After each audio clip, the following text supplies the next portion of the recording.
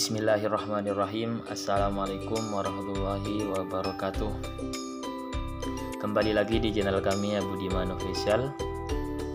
Sebelumnya kami ucapkan terima kasih kepada semua para viewer dan para penonton yang sudah menyempatkan menonton video kali ini, dan semoga selalu dalam keadaan sehat walafiat.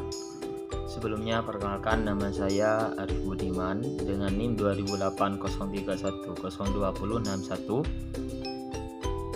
Prodi Administrasi Keuangan, Fakultas Ekonomi dan Bisnis, dan Bapak Dr. Andes Marmono Singgih MSI selaku dosen pengampu mata kuliah Praktek Perbankan dan Syariah yang akan dibahas kali ini. Di sini saya akan membahas tentang analisa laporan keuangan yang tentunya sudah familiar bagi semua teman-teman dan tidak asing lagi di benak pikiran teman-teman. Langsung di sini terdapat laporan posisi keuangan konsolidasian. Yang pertama ada kas. Nah, bisa kita lihat posisi kas bank pada tahun 2021 mencapai 4,1 triliun. Nah, jika dibandingkan dengan realisasi tahun sebelumnya yang sebesar 3,2 triliun, ini mengalami peningkatan sebesar 29,53%. Kas dengan mata uang rupiah ini mengalami peningkatan sebesar 3 triliun pada 2020 dan meningkat 1,1 triliun atau 36,23%, sehingga pada 2021 kas rupiah mencapai 4 triliun. Sedangkan untuk kas falas mengalami penurunan dari 2020 sebesar 220,8 miliar menjadi 87,7 miliar pada 2021. Nah, ini mengalami penurunan sebesar 133,1 miliar atau 60,30%. Selanjutnya ada giro dan penempatan pada Bank Indonesia. Ya, bisa kita lihat pada kolom dan baris kedua di bawahnya kas. Nah, pada tahun 2021 di situ bank mencatat giro dan penempatan pada Bank Indonesia sebesar 20,6 triliun, turun 4,48% dari periode yang sama tahun sebelumnya yang tercatat sebesar 21, triliun rupiah.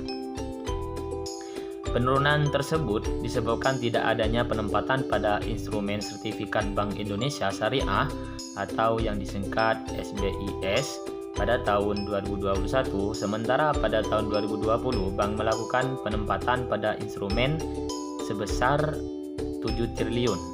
Selain SBIS, instrumen penempatan pada Bank Indonesia yang mengalami pergerakan yang signifikan yaitu peningkatan FABIS sebesar 4,8 triliun atau setara 132,46% dan penurunan deposito berjangka sebesar 4,7 triliun atau 90,40%.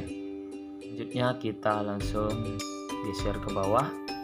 Ada pinjaman core yang dimana pada tahun 2021 pinjaman core neto naik tipis menjadi 0,30% dari 9 triliun 54,4 miliar rupiah pada tahun 2020 sebelumnya menjadi 9 triliun 81,4 miliar rupiah.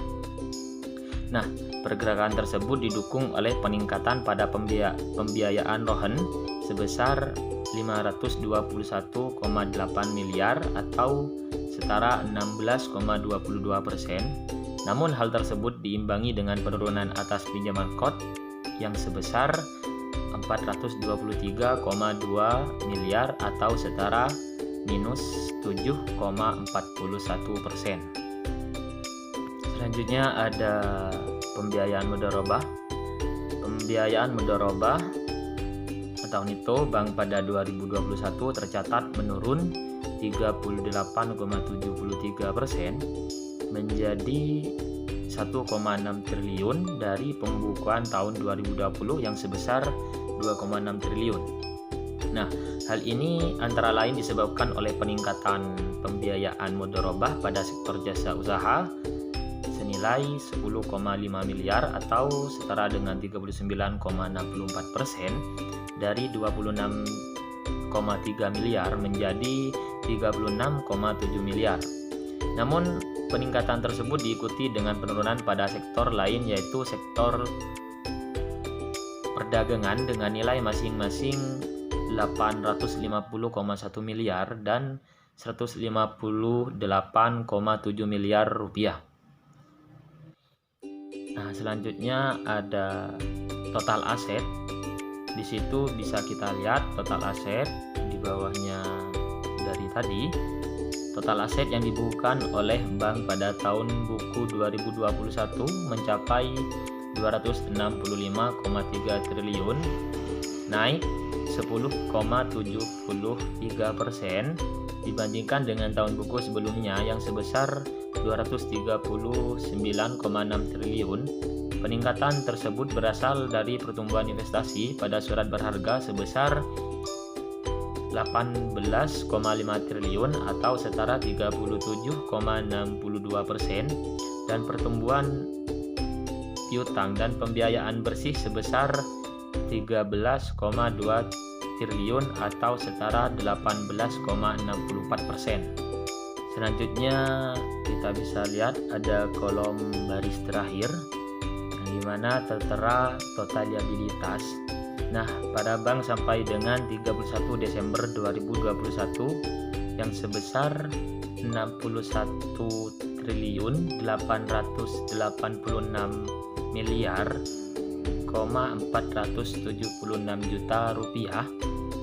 Nah, dibandingkan dengan periode yang sama tahun sebelumnya yang sebesar 66 triliun 40 miliar 361 juta rupiah, di sini mengalami penurunan sebesar 6,29%. Nah, penurunan tersebut disebabkan oleh simpanan dalam bentuk giro wadiah dari 30,8 triliun pada tahun 2020 menjadi 22,4 triliun pada tahun 2021.